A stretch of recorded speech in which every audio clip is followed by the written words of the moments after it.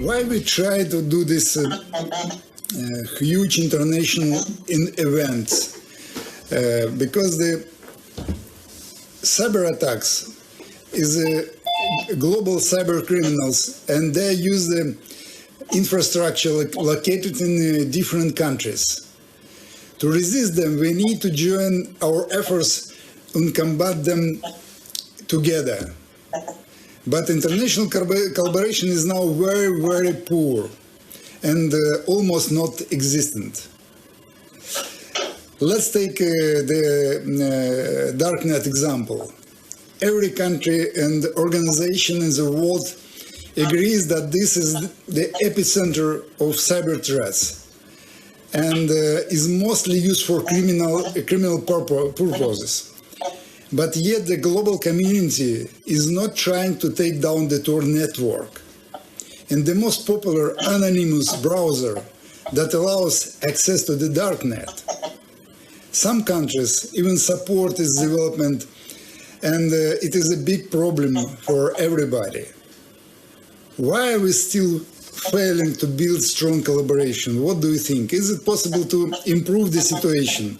What steps should we take all together to address that?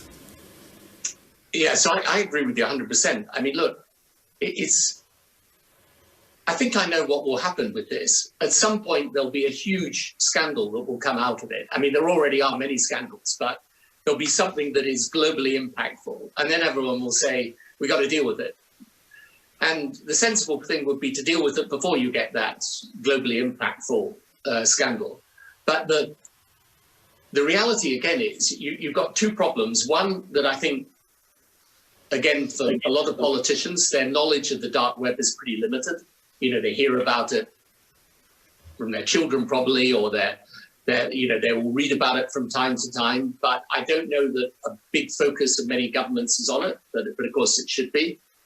And secondly, it's one of the big problems of geopolitics at the moment is that political leaders, I think, are tending to take a very short-term view of international relationships. And you know, the COVID pandemic has itself exposed the problem with not having global cooperation. I mean, what I would have liked to have seen right from the very beginning in COVID is the main countries of the world getting together, deciding, for example, that they're going to share data, they're going to pool research, they're going to develop testing capability together. They'll make sure that whether it's tests or therapeutics or vaccines, that we make sure that everyone is developing the capacity to manufacture them at scale and distribute them fairly. You know, there are just obvious things that are nothing to do with whatever other political issues are going on at the time, that you just think, why wouldn't you want to come together in the collective interest? Because it's in everyone's individual interest. And, you know, I think around these issues of cybersecurity, of course, there are anxieties in the West, you know, about what other countries are doing to us, in Russia, in China, for example, about the West. Okay, we know that there are a lot of political differences at the moment between the West and Russia, West and China, but there's still an overarching necessity to get cooperation on certain things that are in our collective interest. And at least let's try and make it work. That doesn't mean to say we don't have those differences. It just means to say we recognize there's a space that you've got to keep for working together in the common interest. And I think so it's partly that there's a knowledge gap, and partly that the politics is very short term.